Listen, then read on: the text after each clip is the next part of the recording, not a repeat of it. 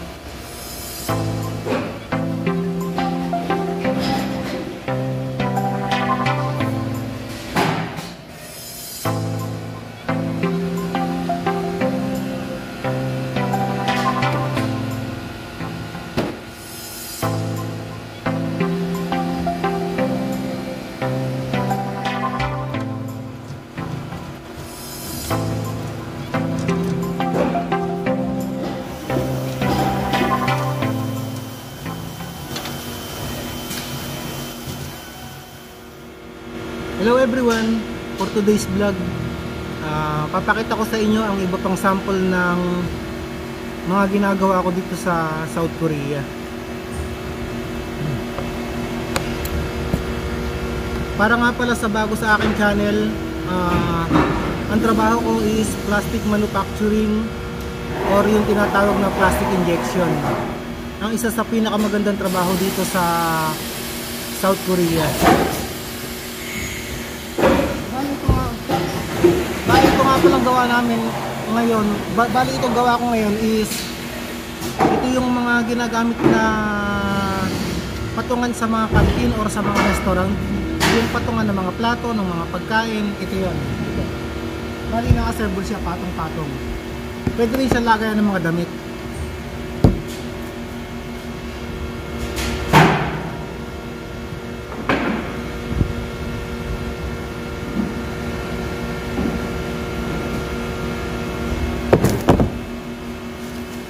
Bali sa previous vlog ko, naalala nyo yung ginagawa ko, yung mga bolt and nuts yung nilalagay ko. Siya yung nilalagay sa mga butas na to. Dito siya nilalagay, sinasalpak dyan. Saka meron siyang mga bakal, mga holder na yung bakal. Tapos yung lock na bolts and nuts, yun, dito siya.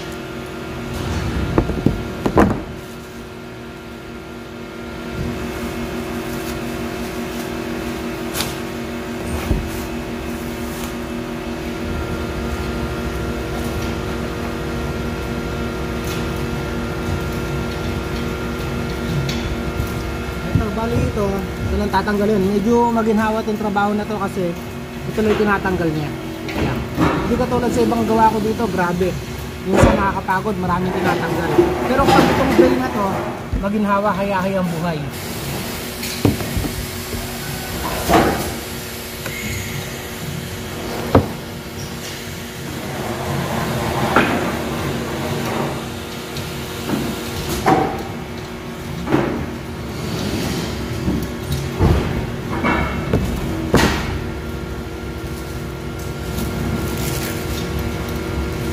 Bali medyo sensitive siya kaya pinaplastic para maiwasan yung yung magasgasan siya.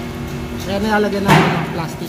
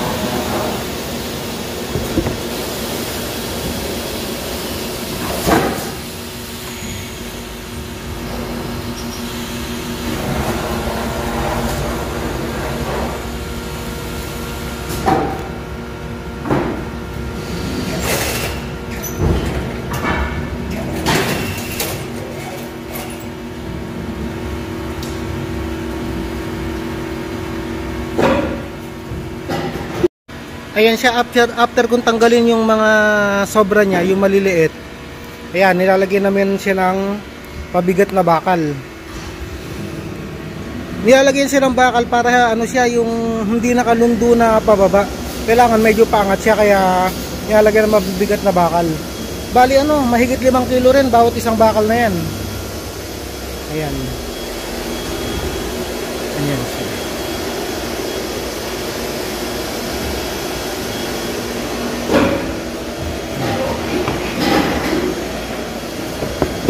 Ayan, bali yan lang tinatanggal, kaya magaan lang siya. Madali lang. Wala siya mga tinatanggal sa mga gilid. Unlike sa iba kong mga tinatrabaho, grabe. Yan, punong yung 4 sides na yan. May mga tinatanggal ito. Ito ngayon, ito lang. Yan. Bali, ayan na yung mga finished product niya. Yan. Binabalot siya dahil ano, hindi pa siya totally finished product kasi dinadala pa yan sa ibang company para doon talaga siya ina-assemble. Doon siya nilalagyan ng mga stand, yung mga bakal na ano para gawing ano, yung mga patungan ng mga plato, ng mga pagkain sa mga restaurant. Ganun siya. Pagwan hanap ako ng sample kung paano siya ma-assemble. Ayan.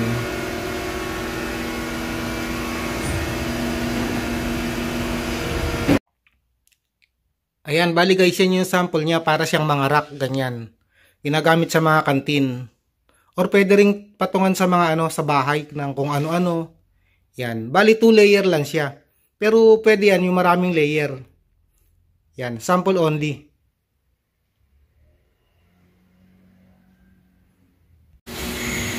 Para sa mga aspiring applicants na gustong makarating dito sa Korea, guys, galingan nyo. Good luck sa mga mag-e-exam.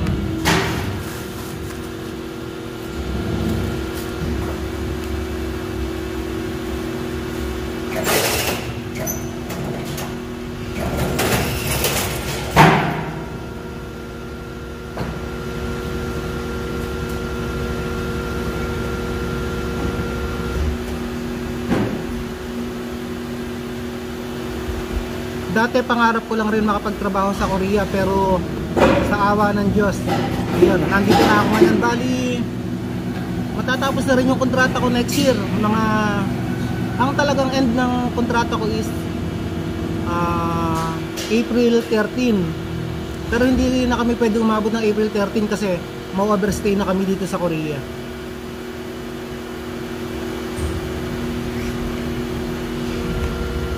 Bali, ito nga pala ang ano ko, first contract ko. Bali, inabot siya ng ano, kulang-kulang 6 years kasi nga dito na ako inabutan ng pandemic. Tapos nagkaroon kami ng free one visa extension dahil sa nangyaring pandemic na yan. Kaya yung dating 4 years and 10 months ko, naging 5 years and 10 months siyang kontrata.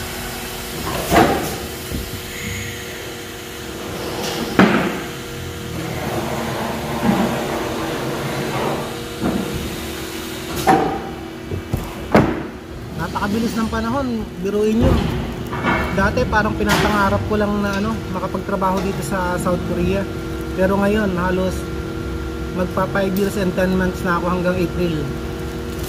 Patapos na rin yung kontrata.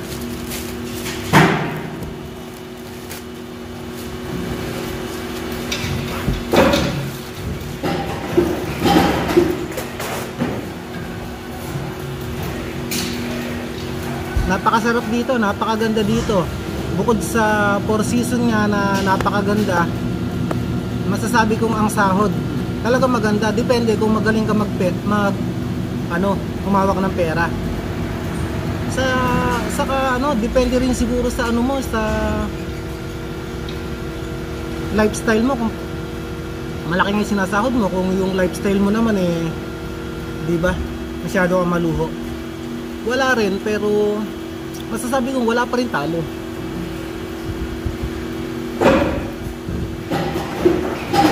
Kasi nga dito sa Korea, kahit di ka nag-ipon, hindi ka talo pag uwi mo kasi nga, di ba, meron ditong ano, national pension. Pero hanggat maaari, siyempre mas maganda kung nakaipon ka na, nakakuha ka ng ano, national pension.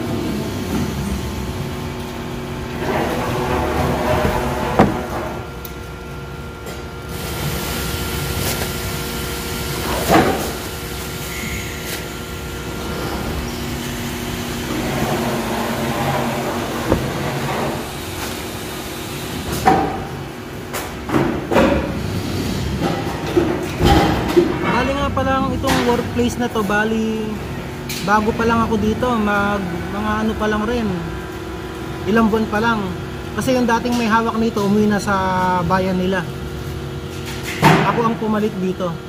Pero hindi naman laging dito kasi minsan wala namang gawa dito, hindi siya ganun katulad sa kabilang kumpanya na ginagawa namin. Lagi may trabaho dito kasi minsan ayan, 1 month straight merong gawa, tapos 2 weeks or 1 month walang gawa.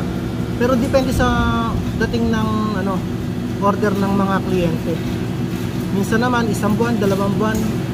Yan, tuloy-tuloy siya kasi marami rin ginagawa dito, pero may time talaga na ano, yung wala talaga, 1 month ganyan straight wala. Kaya pag wandun ako sa kabilang company, gumagawa yung mga maliliit na makina.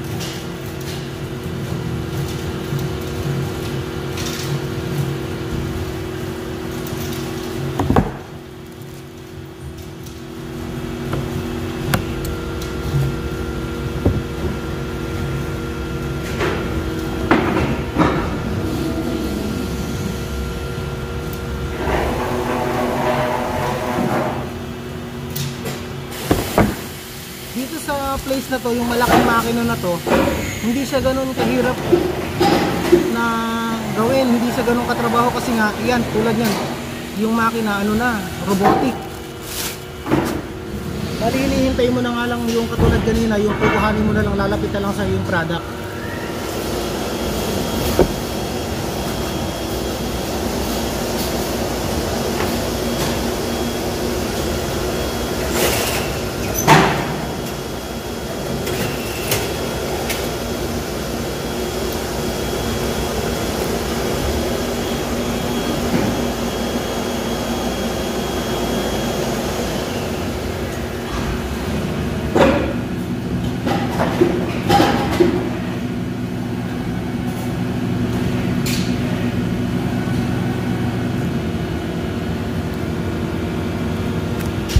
Yun lang ang kagandahan ng mga ano, ng mga robotic na makina. Medyo maginhawa yung trabaho. Ang mahirap nga lang dito yung pag ano, yung paglalagay ng bakal kasi as in mabigat siya.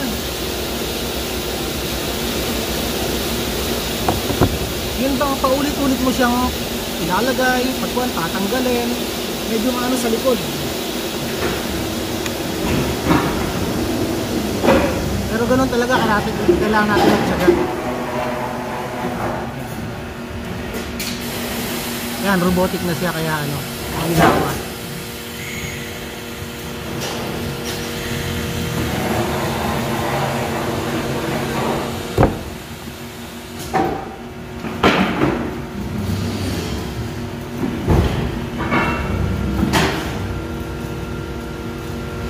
Bali tulad yan, yung ginagawa ko ngayon is medyo malaki siya, medium size. Mamaya patapos na ako, mga ilang minuto na lang tapos na ako. Pagkayari nito, yun namang small size.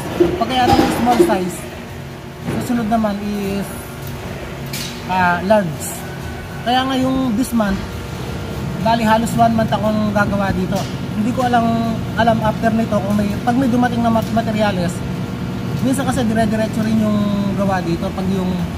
Kasi maraming klase bukod dito. Yung iba yung mga foldable handcart nga, yung foldable truck trolley. Yun ang madalas na ginagawa din namin dito. Bali yan nga pala siya guys, pag natapos yung ito siya, foldable handcart.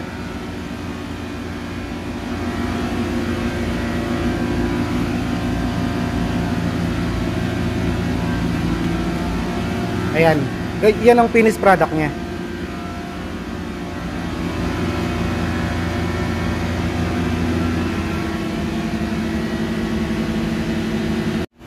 Mas okay, mas maraming trabaho dito, mas maganda.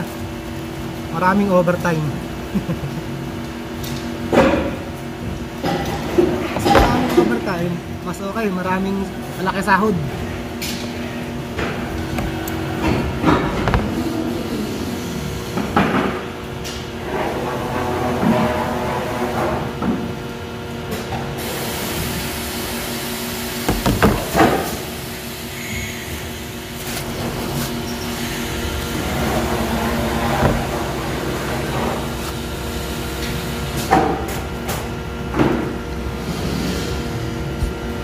Tulad ng sinabi ko sa mga previous videos ko, sa ibang mga video, ang pagkukorea swertihan lang.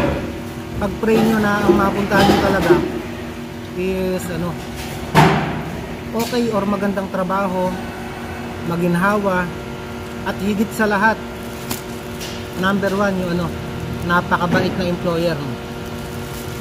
Para mahirap kasi yung malaki sinasahod mo, tapos stress ka naman sa employer or sa trabaho. Mas okay pa yung ganito, hindi stress sa trabaho, maginhawa, magaan lang. Kaya ito talaga sa pinakamagandang trabaho dito, yung plastic manufacturing or yung plastic injection.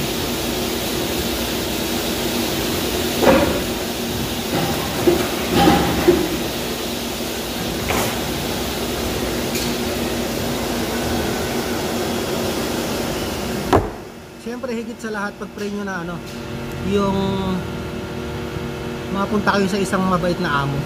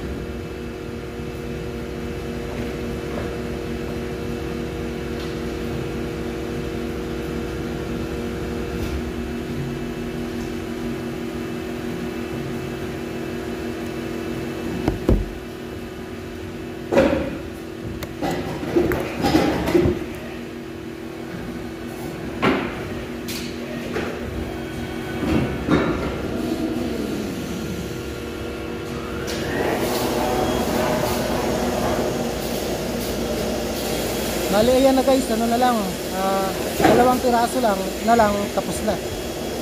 Bali, pamaya magpapalit naman kami na ng hulmahan.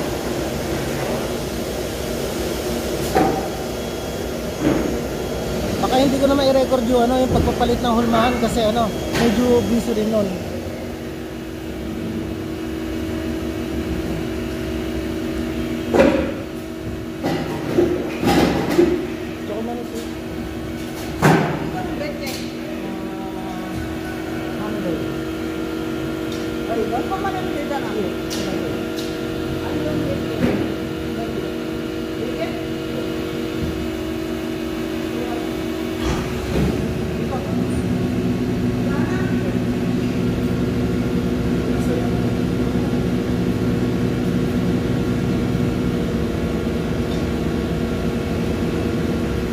Yun yung madam namin, yung asawa ni boss, yung samonim namin.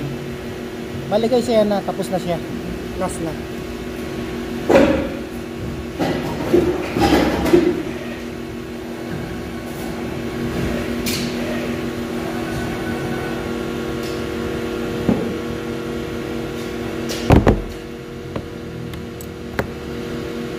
Yung tulad ko sabi ko sa inyo kanina, napakasarap ng may mabait na amo. Tulad niya, hindi sila mahigpit dito sa cellphone. Wala silang problema. Basta wag lang puro cellphone na lang gagawin mo. Yan, magagalit na sila.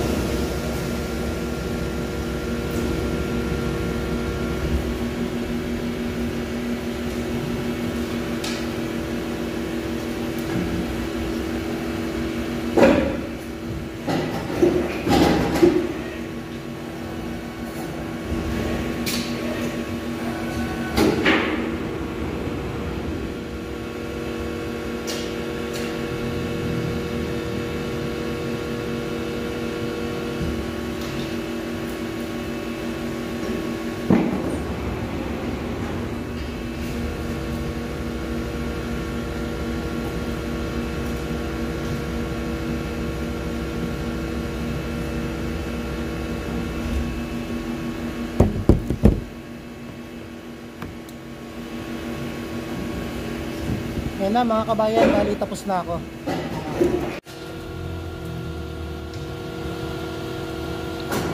Bali ito guys, naka-extra pa ako ng time para makapag-video ng konti para sa pagpapalit ng hulmahan or molde.